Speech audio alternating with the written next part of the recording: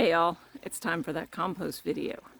So, I have started my pile. This will be a roughly 4 foot by 4 foot by 4 foot compost pile, which is fairly large. Now, at a minimum, if you're doing a hot compost pile, you need something that is at least 3 feet by 3 feet by 3 feet, or a cubic yard.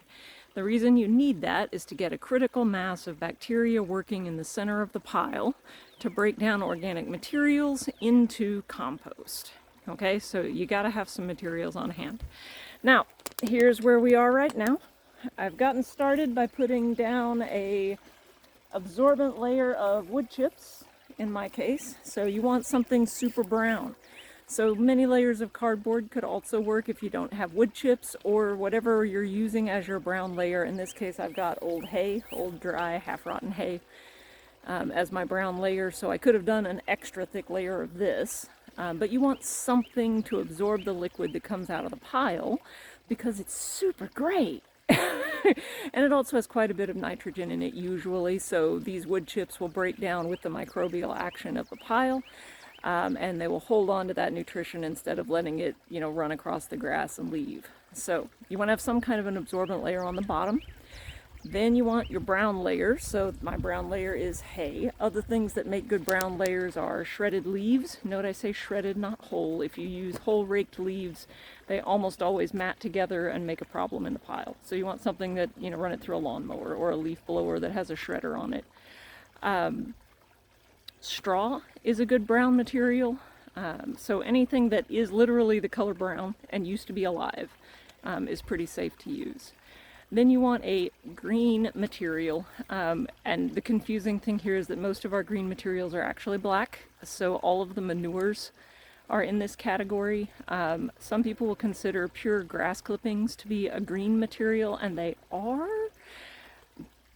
but the nitrogen ratio for them is not actually all that far off of ideal. Like if you have grass clippings mixed with something else brown, like old dead grass or some chopped up hay or some old leaves, then that's already pretty much the perfect carbon nitrogen ratio for a pile, and you can just pile it up and let it go. You don't need to layer it like I'm doing here. So my green layer is horse manure that I got from a horse farm this weekend. It still has whole horse turds in it. So it's pretty fresh.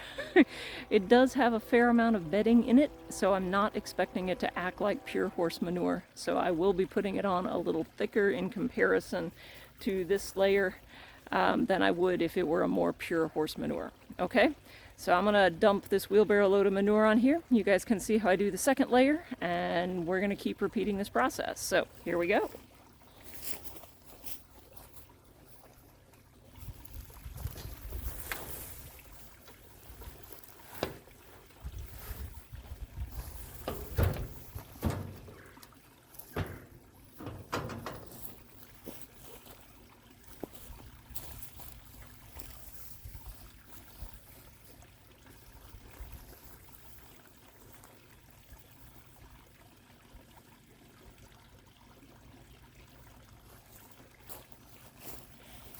So there's my first green layer and my first brown layer.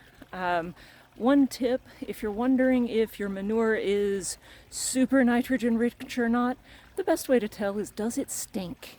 Because if it smells bad, it's very high in nitrogen and very fresh, and you should make, by height, you should use about half as much of it as you are whatever you're calling your brown layer, right? Whether that's leaves or old hay or straw or whatever, you should go about 1 inch to 2 inches kind of ratio, and that's 2 inches after it's been squished, right? So it'll be 4 or 5 inches loose in the pile when you start. So I'm gonna go get some more of the fluffy brown layer and some more of the green layer.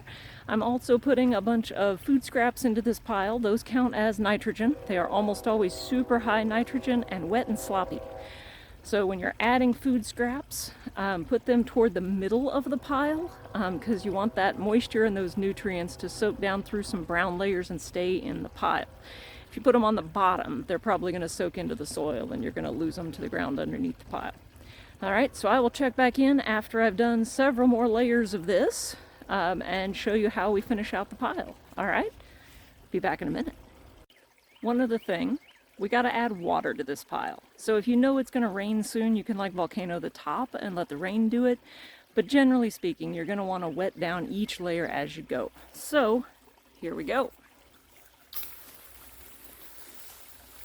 And what we're looking for here is what they call wet sponge. So when I'm done, if I pick up a handful of this and squeeze it, it should let maybe a drop come out, but it shouldn't drip, like it shouldn't be muddy, and it should be wet all the way down through to the fluffy stuff layer underneath. So we're going to give this a good wet down, and then I've got another layer of fluffy coming up.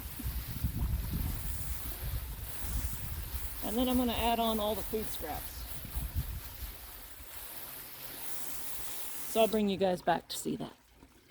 Alright, I promised you food scraps. So here we have a layer of truly ripe, man it's stinky, I'm glad you can't smell this, food scraps that I've been saving up from the house for when I finally got around to making this compost pile.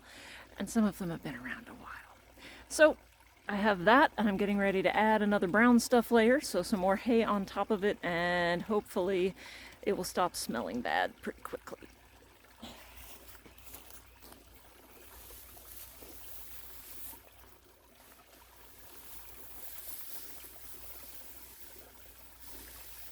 Now, in doing this, one important thing is to make sure that you keep piling material all the way to the edge, because you want to keep the overall footprint of the pile the same. The tendency is to make each layer smaller and smaller and smaller, and so you end up with a pyramid. What we really want is something that's a lot closer to a cube, okay? So make sure you're spreading material all the way to the edge with each new layer, all right? Okay, I'm gonna go get the next couple of layers and put a few more down, and then I'll catch up with you whenever we get closer to the end. All right. Alright, here we are. As you can tell, the pile is significantly larger, and as you might be able to tell by the shadows, a lot of time has passed. So this is why building piles like this is actually my least favorite way to build soil and compost. But the manure I got is way too fresh for me to put straight in a garden bed, so it's got to compost somewhere, so we got a pile. So since the last cut, I guess, coming back, I've put, I think, 3 more layers of manure and hay on this pile. So I think there are 7 layers of nitrogen and carbon, plus the food scrap layer total in this pile. So what we're going to do from here is keep an eye on it. So in the next 24 to 48 hours, I should start feeling heat whenever I put my hand close to the pile. In a dewy, fresh morning, it should steam. Right, so it should be making some heat. And if that's not happening, then go back to the last video and see problems with the compost pile, and you'll see that I'll have to add some nitrogen in some form or fashion to the pile.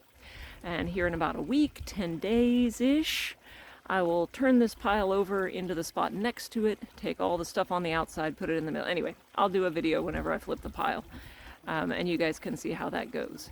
This method will, if you turn the pile about once a week, in 3-ish weeks, you'll have a pile of compost that is ready to go on the garden and make your plants extremely happy.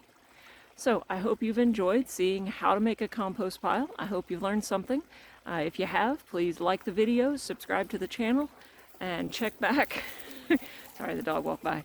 And let me know in the comments what else you'd like to learn about and what you thought about this video. I look forward to hearing from you.